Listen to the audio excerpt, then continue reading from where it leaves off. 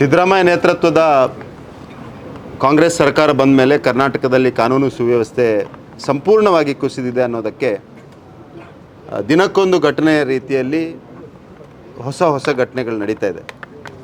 ನಿನ್ನೆ ಉಳ್ಳಾಲದಲ್ಲಿ ರಸ್ತೆಯಲ್ಲಿ ಎರಡು ವಾಹನಗಳ ಮಧ್ಯೆ ನಡೆದಂಥ ಒಂದು ಸಣ್ಣ ಸಂಘರ್ಷ.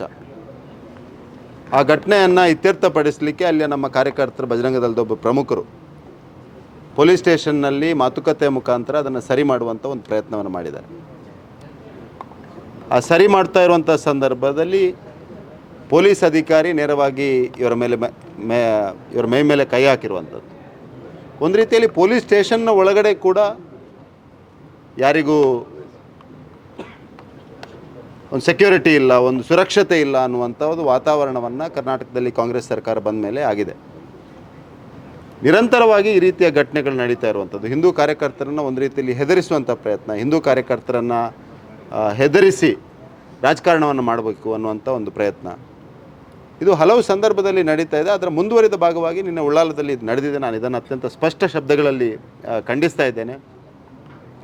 ಮತ್ತು ಪೊಲೀಸ್ ಇಲಾಖೆ, ಪೊಲೀಸ್ ಅಧಿಕಾರಿಗಳು ಕಾನೂನು ಮುಖಾಂತರ ಕೆಲಸವನ್ನು ಮಾಡಬೇಕು. ಯಾರ್ದೋ ಕಾಂಗ್ರೆಸ್ ನಾಯಕರ ಪ್ರೇರಣೆಯಿಂದ ಕೆಲಸವನ್ನು ಮಾಡಬಾರ್ದು, ಕಾಂಗ್ರೆಸ್ ನಾಯಕರ ಆಗ್ರಹದ ಮುಖಾಂತರ ಅಥವಾ ಕಾಂಗ್ರೆಸ್ನ ಒತ್ತಡಕ್ಕೆ ಮಣಿಬಾರ್ದು ಅನ್ನುವಂಥದ್ದನ್ನು ನಾನು ಹಲವು ಸಂದರ್ಭದಲ್ಲಿ ವಿನಂತಿಯನ್ನು ಮಾಡಿದ್ದೇನೆ.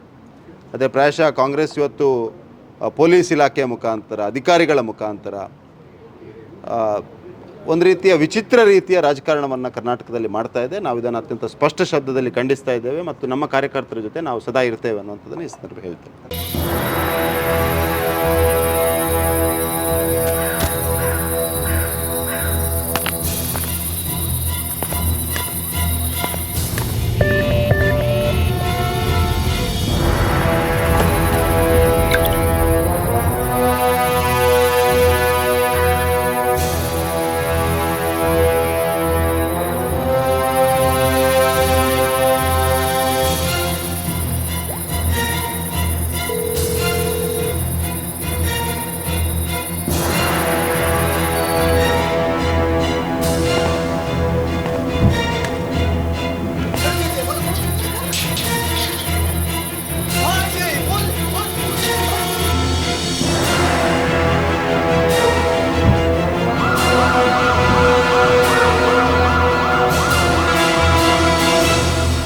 ಸುರಕ್ಷತೆಯ ಚಿಂತೆ ಬಿಟ್ಟು ಬಿಡಿ, ನವೀನ ತಂತ್ರಜ್ಞಾನದ ಸಿಸಿಟಿವಿ ಕ್ಯಾಮೆರಾ ಅಳವಡಿಸಿ.